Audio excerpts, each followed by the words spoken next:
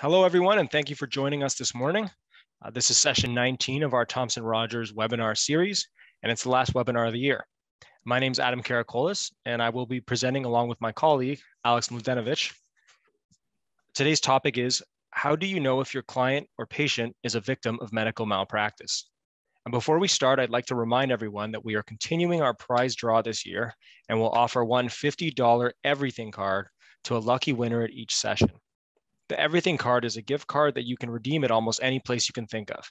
At the end of today's session, we'll pick a random number and correspond it to the order number in which you registered for this webinar. Be sure to stay until the very end to find out who the winner is. If you have any questions, please feel free to submit them using the Q&A button at the bottom of your screen. We'll answer all questions at the end. And I'm going to turn over to Aleks, and we'll get started. Well, good morning, everyone. In May of 2004, the Canadian Medical Association Journal published a stark and revealing wide study of 20 hospitals over 5 provinces in Canada. It was a study designed to investigate the number of adverse events occurring to Canadian patients in Canadian hospitals. And the study's findings were striking, at least to the Canadian population in general, although perhaps not to those of us who've been practicing in the trenches of medical malpractice for a period of time. Over 2.5 million hospital visits, 185,000 of those hospital visits resulted in an adverse event. 70,000 of those adverse events were deemed to be preventable, and 36%, nearly 37% of all adverse events occurring in Canadian hospitals would deem to be highly preventable. In totality, the authors of the study determined that approximately 9,000 to 23,000 Canadians died every year of preventable adverse events. And an adverse event was defined as an unintended injury or complication arising from healthcare management rather than the patient's underlying condition. And an adverse event was something leading to death, disability, or delayed discharge from hospital. So those stark numbers were presented to the Canadian public in May of 2004. And what was not so widely reported was the fact that medical malpractice lawsuits were, at the same time that these adverse events were occurring, medical malpractice lawsuits were actually dropping. In fact, over the course of the last 40 years, even though the number of physicians has increased, even though we have an increasing population and an aging population, which invariably increases the contact between the healthcare system and Canadian citizens, the number of medical malpractice cases continues to drop and decline. And what's the reason for that? Why are so few patients in Canada, relatively speaking, seeking legal representation when they have been injured, even though we know from the studies that the injuries are going up? Part of it has to do with the fact that people trust their doctors, they trust the healthcare system. The other part of it is that there is a strong and vocal defense given to physicians and hospitals and other healthcare providers, which often causes patients to second guess whether they should start a lawsuit. Oftentimes, the question becomes, does the patient even know that they have suffered an adverse event? Nowadays, there are obligations on public hospitals to disclose harm, but that doesn't always occur, and we know that to be the case. Even in cases where our patients, our clients come to us and tell us that they've been invited to meet with members of the hospital after an adverse outcome, it's rare that there is an admission of harm or an admission of negligence.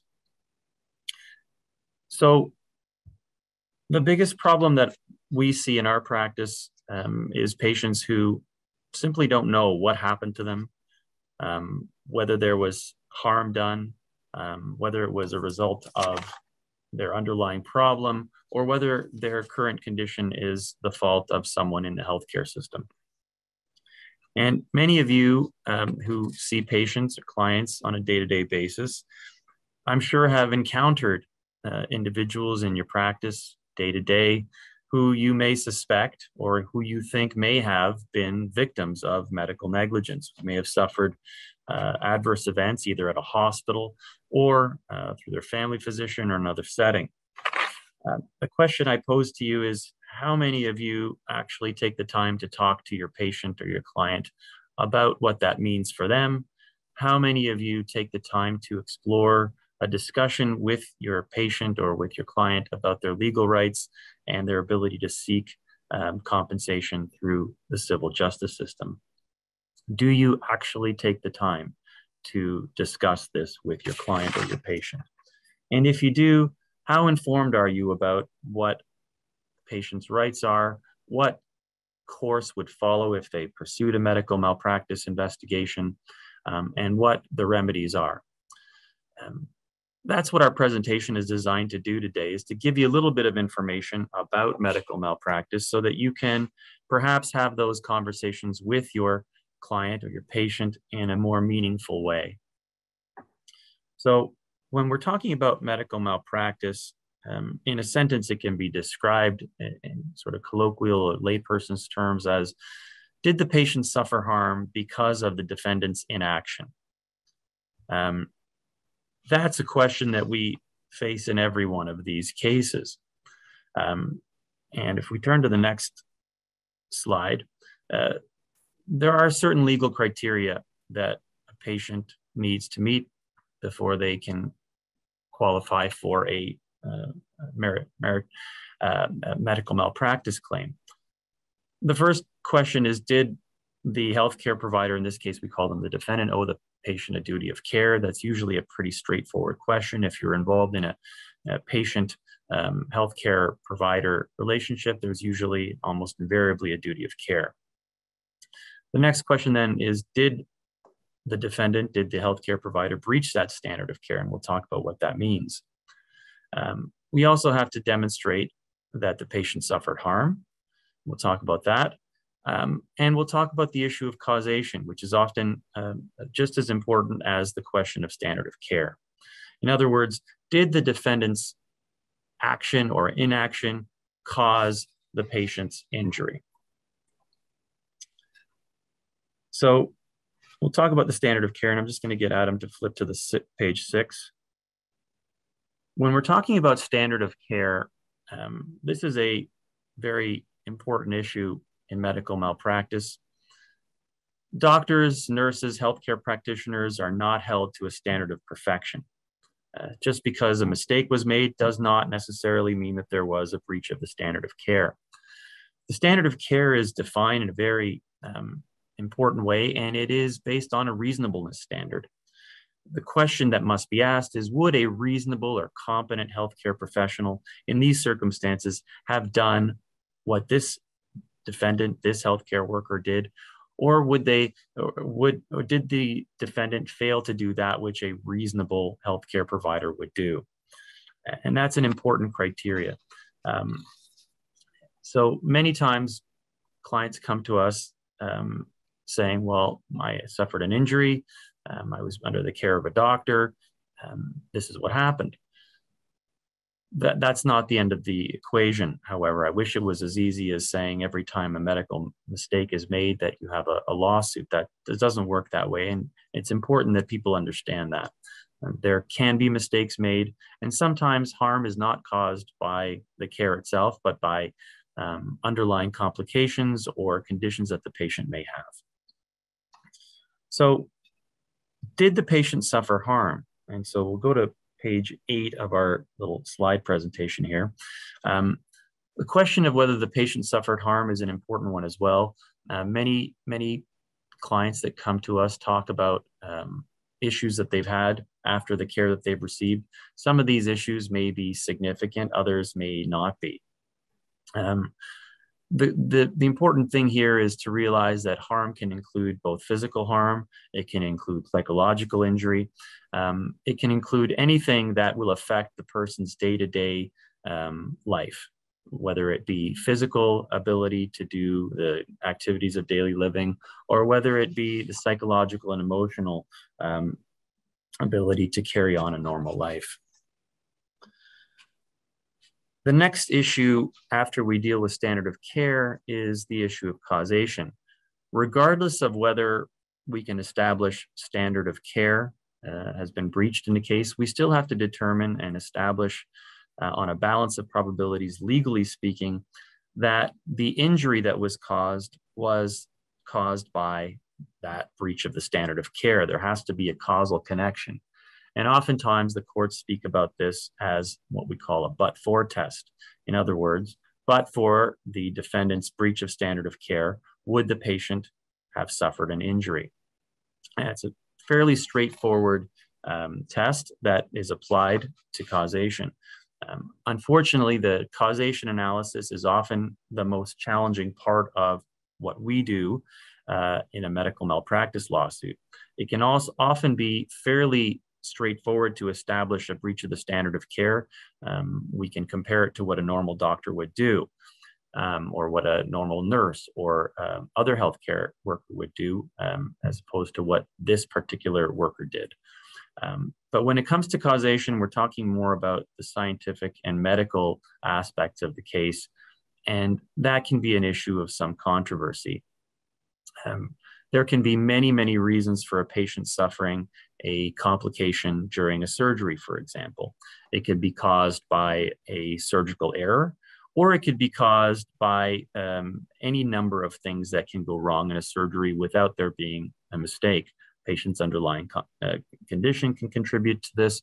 So it's important that we be able to delineate and tease out whether the patient's injury is in fact caused by that particular allegation of negligence that we are asserting in the claim. So these are some of the very basic background concepts that we deal with every day in medical malpractice cases. They can be complex, and they usually are. They're very rare that there is a straightforward answer to either the standard of care question or the causation question. Both questions must be answered in the affirmative by an expert witness. As lawyers, we do not have the ability to tell a patient, a client, whether there has been a breach of the standard of care or whether that breach has caused or contributed to their injury. What we can do is provide them with resources which we bring to bear, namely in the form of an investigation through expert evidence, which is aimed at answering those two questions, namely one, whether there was a breach of the standard of care, and did that breach of the standard of care cause harm? So when our clients come to us with a story, there is an important process that we go through when we interview our clients. And Adam's going to talk to you a little bit about what a typical client interview at a law firm would look like, so that if your patients, if your clients ever ask you what they can expect will happen if they meet with a lawyer, you can tell them that this is the kind of thing that generally would happen at that initial meeting. Thanks, Aleks.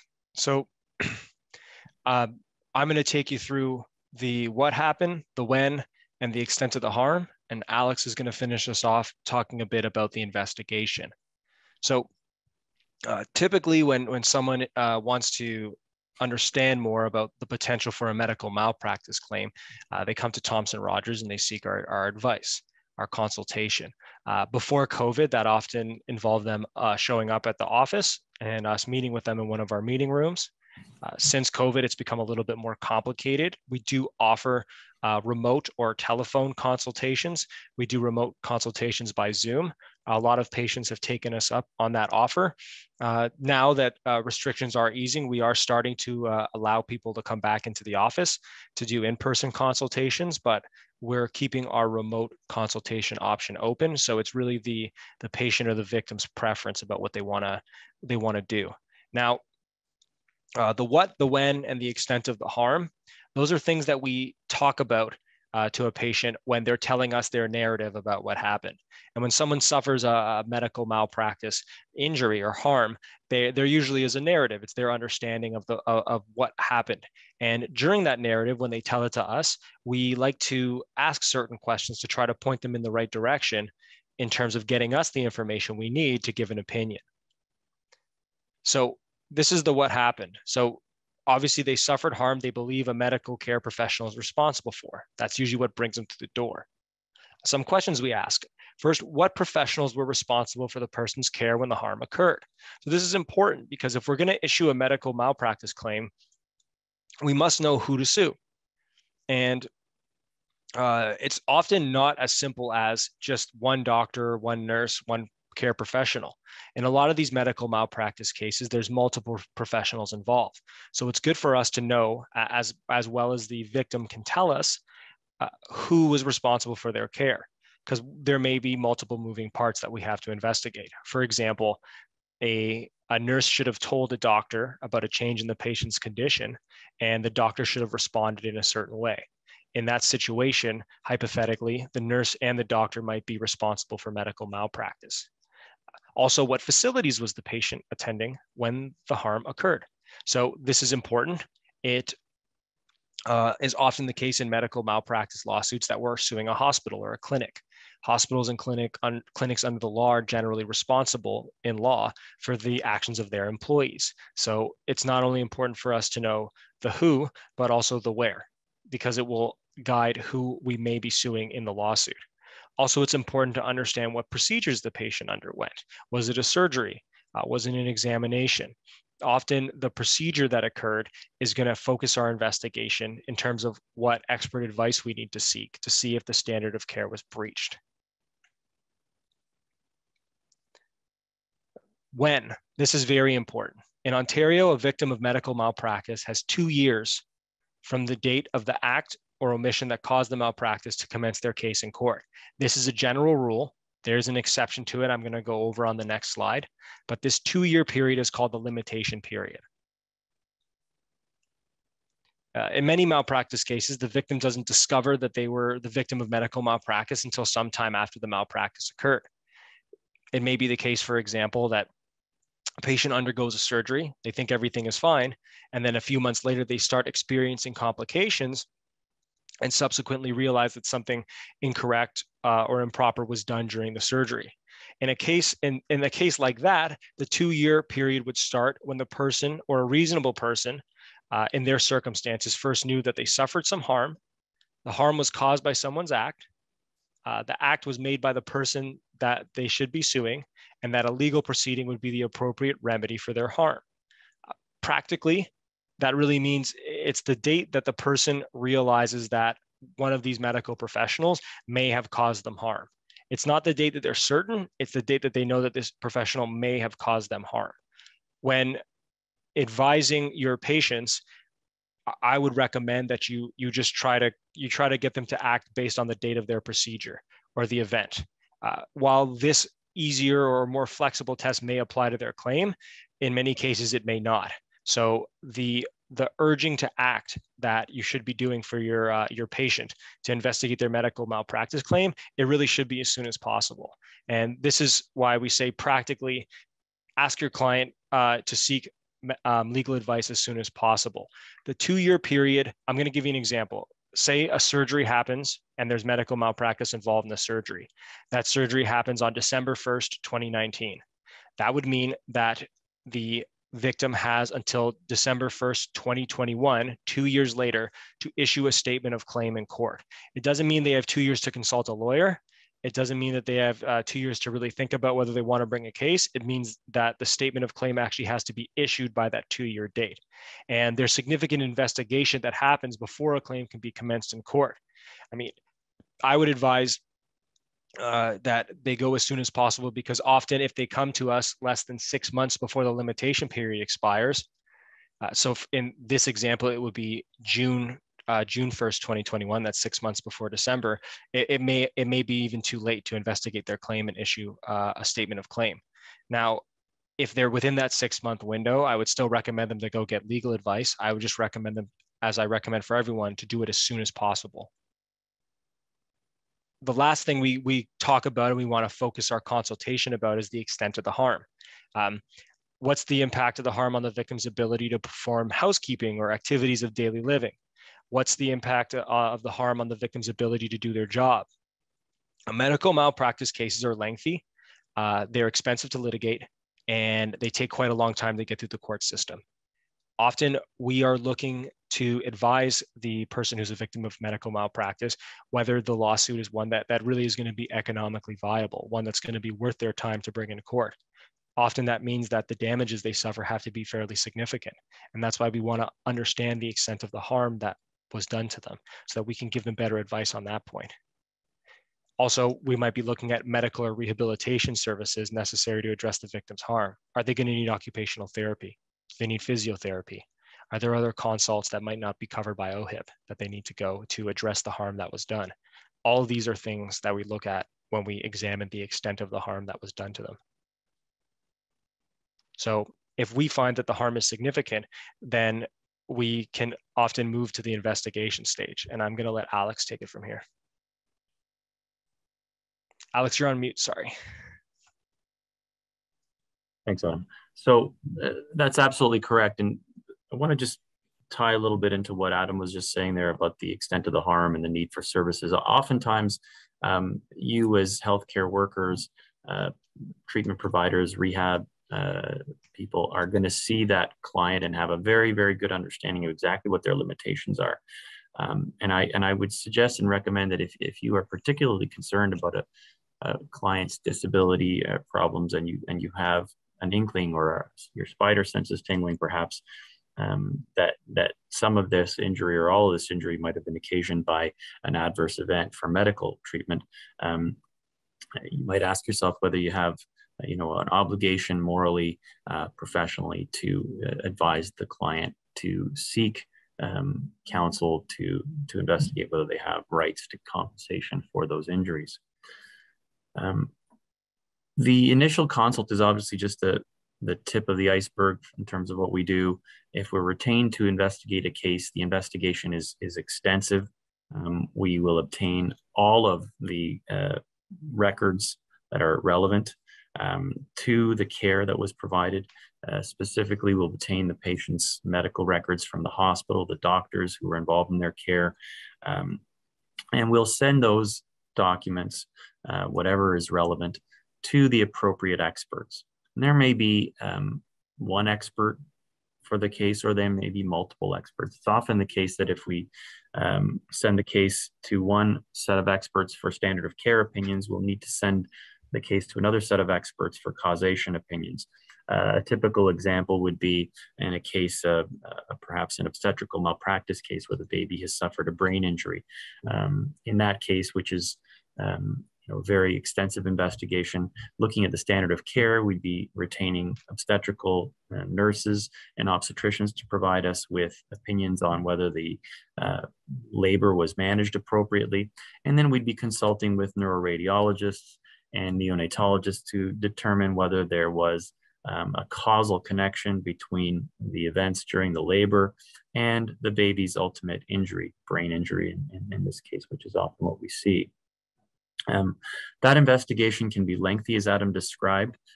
Typically, it takes anywhere between 2 to 6 months or even a year or more sometimes to properly investigate a medical malpractice claim.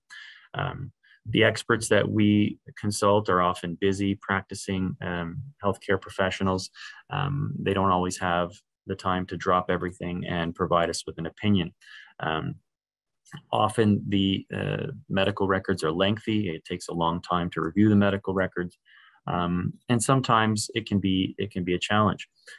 If we are provided with favorable opinions, though, during the investigation stage from both the standard of care perspective and the causation perspective, then we'll advise our client that it's appropriate to proceed with a lawsuit. We'll initiate a statement of claim, we'll file it, we'll make sure that it's served, and then we'll respond to any pleadings that are filed by the defendants. It's important that your clients understand that this is a lengthy process. A typical medical malpractice claim can take anywhere between 3 to 12 years to complete. As I said at the outset, the defense in this case is often vigorous. They will defend the case as a matter of principle. Even the smaller cases are defended vigorously. And when I say smaller, I don't mean smaller in terms of necessarily the injury, but the impact of the injury. So even cases where the damages are assessed at less than $100,000 or $200,000, the CMPA, which is the Canadian Medical Protective Association, will defend its physicians. Similarly, insurers, including HEROC, will defend nurses. And the same can be applied to any healthcare professional. These cases are vigorously defended, and it is often a matter of years before we even reach a point where we can discuss the settlement of the case. That tends to be different than your average motor vehicle case, where the patient can access statutory accident benefits to help him or her offset some of the issues. In a medical malpractice case, our clients don't have the benefit of those claims that they can make in a no-fault system. So it's very important that we work as efficiently as possible towards getting a settlement of these cases if we can. Oftentimes, it's frankly impossible to settle these cases because the defense, as I said, is fairly vigorous, and they have a very good track record of succeeding in defending these cases. So that's a little bit of an overview, a summary of what we do as medical malpractice lawyers. And hopefully it gives you some idea of some of the issues that would come up in a case where you believe that a patient has been injured. If you have any questions about any of the stuff that we've talked about, we've got a few minutes now, so we'd really welcome your questions about this topic.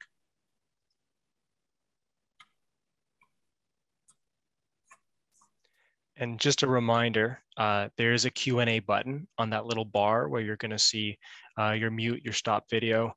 There's a Q&A button. If you press that button, you can type questions into the chat and they'll show up for us to answer. So while we're waiting for the questions, oh, here we go. So this question asks, can a medical malpractice case be commenced for undue delay in treatment or for a procedure? Okay, that's a good question. Absolutely. That is actually one of the common problems that we see, is a delay in treating a certain condition, resulting in an exacerbation or a worsening of that situation. We see that a lot in, for example, orthopedic spinal surgery cases. That patient has a herniated disc that devolves, there's pressure on the disc, and that can cause significant problems if it's not treated in a timely manner. So yes, we see those types of cases all the time. It's a very, very common problem.